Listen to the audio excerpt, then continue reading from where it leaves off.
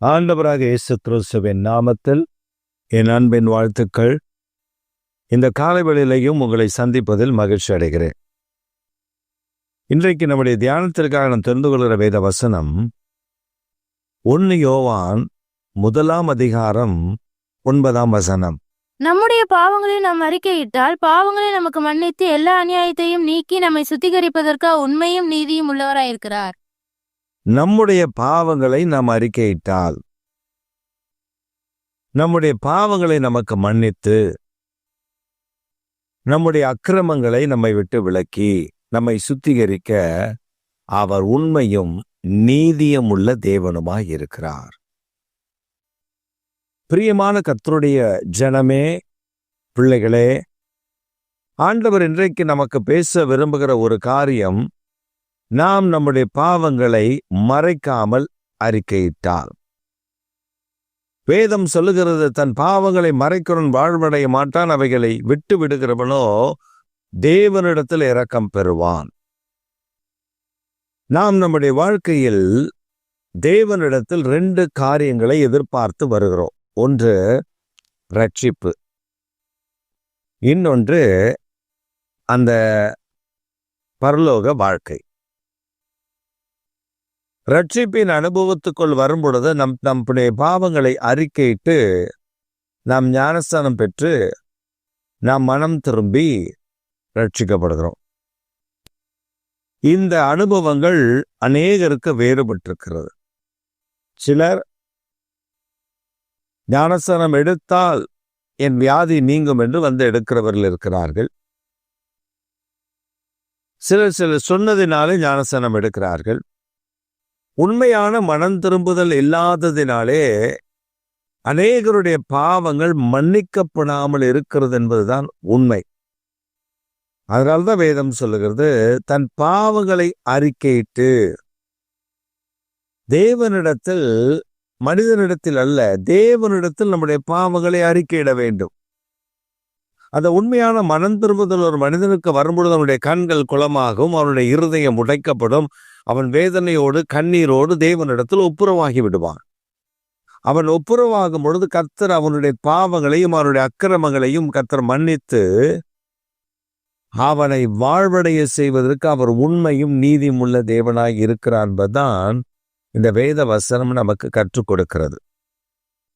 நான் ரட்சிக்கப்பட்டு விட்டேன், என் பாவத்தை ஆண்டவர் மன்னித்திருப்பாரா மன்னித்திருக்க மாட்டாரா என்ற கேள்வி நமக்குள் இருக்கும். நாம் நம்முடைய பாவங்களை அறிக்கையிட்டிருந்தால் மன்னித்திருப்பார். நாம் நம்முடைய பாவங்களை அறிக்கையிடாமல் இருந்திருந்தால் அது அப்படியே இருக்கும். சிலர் கேட்பார்கள், சாபம் மரத்தில் தூக்கப்பட்ட எவனும் சபிக்கப்பட்டவன் என்று எழுதியிருக்கிறபடி இயேசு எனக்காக சாபமானார், நான் ரட்சிக்கப்பட்ட உடனே என் சாபம் எல்லாம் என்னை விட்டு விலகி இருக்கும் அல்லவா? அதுதான் இல்லை. எப்பொழுது அந்த சாபம் நீக்கப்படும்? அந்த சாபத்திற்கு தண்டனை என்ன?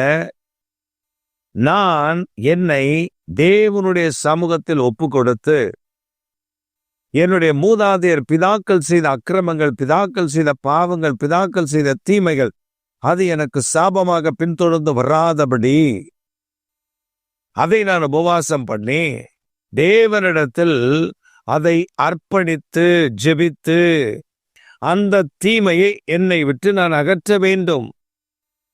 இது வேதத்தில் இருக்கிறதா? இன்னும் புதுசா சொல்ற மாதிரி இருக்குதே அப்படின்னு நீங்க நினைக்கலாம். நெகேமியா அலங்கம் இடிக்கப்பட்டிருக்கிற செய்தியை கேட்கிறார். எங்கள் பிதாக்கள் பாவம் செய்தார்கள், நாங்கள் பாவம் செய்தோம் என்று பாவரிக்கை இடுகிறார். அலங்கம் இடிக்கப்பட்டிருக்கிறதை கேள்விப்பட்ட ஒரு மனிதனுக்கு உடைக்கப்பட்டு நாங்கள் பாவம் செய்தோம், அந்த தண்டனை வேண்டாம் என்று சொல்லுகிறார். தானியேல் இடத்துல வார்கள், தானியேலும் அப்படி செய்கிறார். நாங்கள் பாவம் செய்தோம். We all committed sin before you, Lord. அந்த தண்டனைக்கு எங்களுக்கு விலக்கி பாதுகாத்துக் கொள்ளுங்க. வம்ச வழியில் ஜனங்கள் மற்றவர்கள் தீமையாய் சம்பாதித்து சாபத்தை சேர்த்து வைத்திருப்பார்கள். அந்த சாபத்தின் தண்டனை நம்முடைய வாழ்க்கையில தெரியும். பொருளின் மேல் உள்ள ஆசையில் ஜனங்கள் அந்த சாபத்தை அவர்கள் விட்டுவிடுவதற்கு மனமில்லாமல் இருக்கிறார்கள். சில காரியங்களை விட்டுவிட வேண்டும், அதை விட்டுவிடுவதற்கு அவர்களுக்கு மனமில்லை.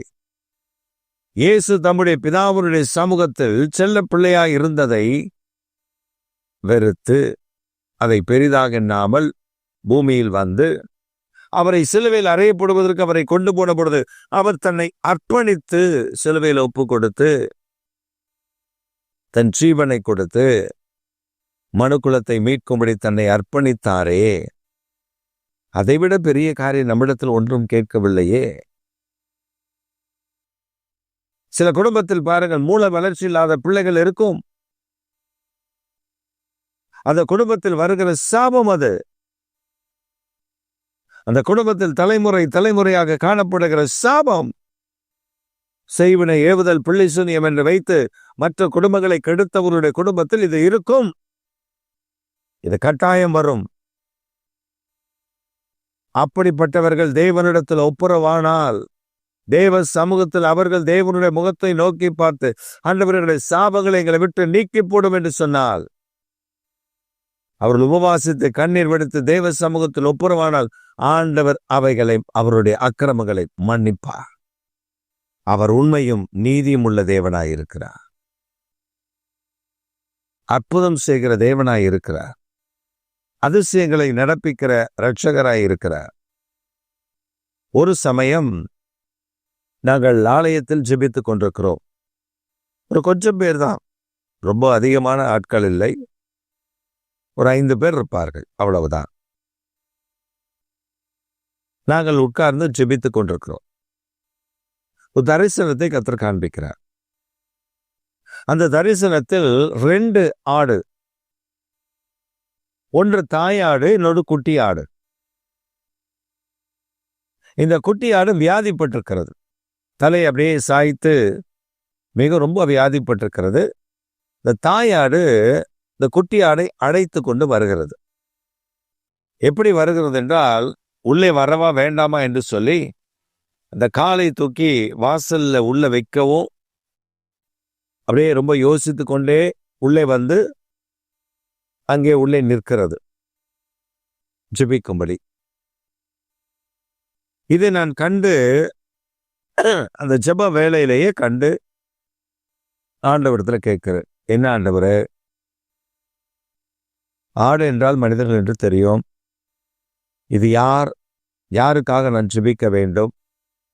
அப்பொழுது கர்த்தர் மிக தெளிவாக பேசினார்.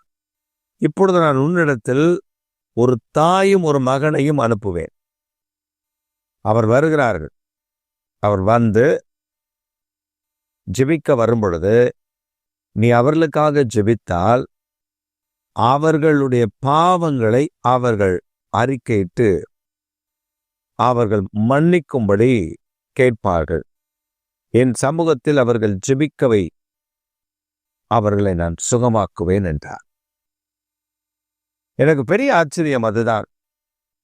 இதை என்னோடு பேசிக்கொண்டிருந்த அவர் முடிக்கும் வேலை, ஒரு தாயார் தன் மகனோடு வந்து நிற்கிறார் வாசலில். பெரிய ஆச்சரியம்.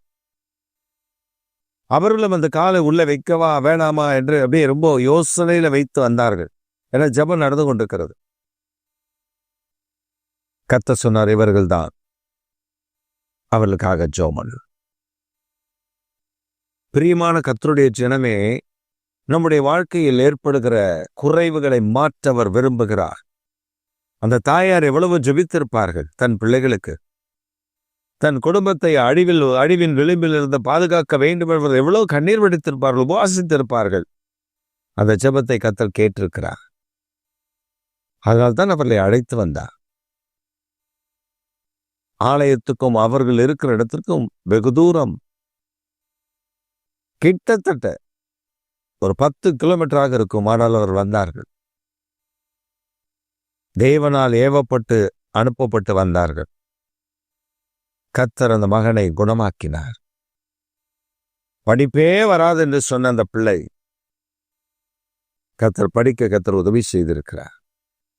தேவ ஞானத்தை தந்திருக்கிறார். அவன் பேசுகிறதை இப்பொழுது கேட்டு ஜனங்கள் ஆச்சரியப்படுகிறார்கள். உன் வாழ்க்கையில கர்த்தர் அப்படி செய்வார். நாம் அறிக்கையிட வேண்டும், அவ்வளவுதான். நம்முடைய அக்கிரமங்களை மன்னித்து, நம்முடைய பாவங்களை மன்னித்து நம்மை விடுவிக்க அவர் உண்மையும் நீதியும் உள்ள கர்த்தர். அவர் நீதியின் தேவன். இந்த காலவேளையில் ஆண்டவருடைய சமூகத்துல, ஏன் ஆண்டவரே இது, ஏன் இந்த பிரச்சனை, ஏன் இந்த குடும்பத்தில் இது, ஏன் என்னுடைய வாழ்க்கையில் இப்படி என்று கேள்வி கேட்டுக்கொண்டிருக்கிற அருமையான சகோதரனே, அருமையான சகோதரியே, என் பிசினஸில் தோல்வி, என் வாழ்க்கையில் எதை எடுத்தாலும் எனக்கு இவ்வளவு பிரச்சனை, போராட்டங்கள் இருக்கிறது, ஏன் என்று புலம்பிக் கொண்டிருக்கிற அருமையான கர்த்தருடைய ஜனமே, நீ முழங்கால் படியிட்டு கண்ணீரோடு கூட தேவ சமூகத்தில், ஆண்டவரே, என் பாவங்கள், என் மூதாதையருடைய பாவங்கள், அந்த அக்கிரமங்கள் எங்களை பின்தொடராதபடி எங்களை மன்னித்து பரிசுத்தப்படுத்தி உங்க பிள்ளையாய் எங்களை பார்த்து, ஆண்டவரே, எங்களை விரோதமாக எழும்பி நிற்கிற இந்த வல்லமைகள், இந்த குறைவுகள் மாற்றப்படும்படி எங்களை ஒப்புரவாகி உபவாசித்து ஜெபம் பண்ணி பாருங்கள். கர்த்தர் அன்றைக்கு ஒரு அதிசயத்தை நடப்பிப்பார். வியாதி விலகும், தோல்விகள் ஜெயமாய் மாறும், நற்செய்திகள் உங்களை தேடி வரும், ஆச்சரியமான தம்முடைய கிருபை உங்களுக்கு விளங்க பண்ணுவார். இந்த ஆண்டவர் உங்களோடு கூட இருக்கிறார். அவர் உண்மையும் நீதியும் உள்ள தேவன்.